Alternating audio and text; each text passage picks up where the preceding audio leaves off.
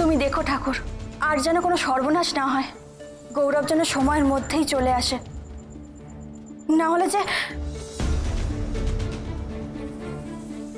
না না না না, সেই অপমান আমি সহ্য করতে পারবো না ঠাকুর।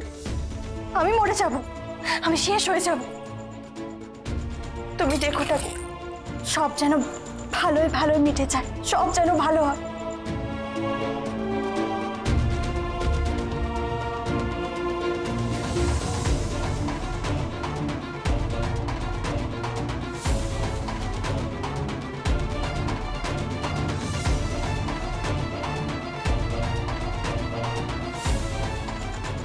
আলো জ্বালো মা, আমার জীবনেও এমন করেই তুমি আলো জ্বালো।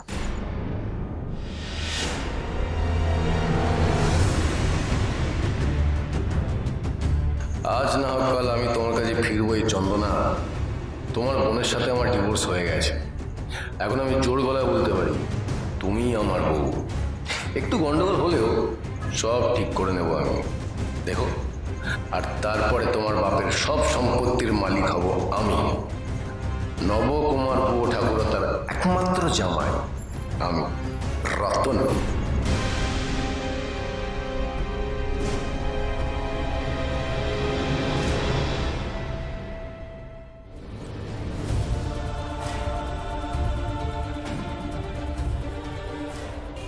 আর কোনো চিন্তা নেই।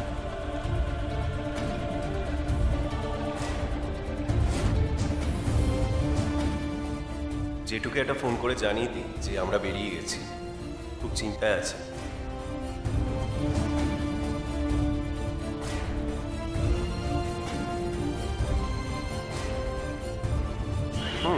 চলো গাড়িটা ছেড়ে দিই। ও হ্যাঁ হ্যাঁ হ্যাঁ, তুমি ওঠো।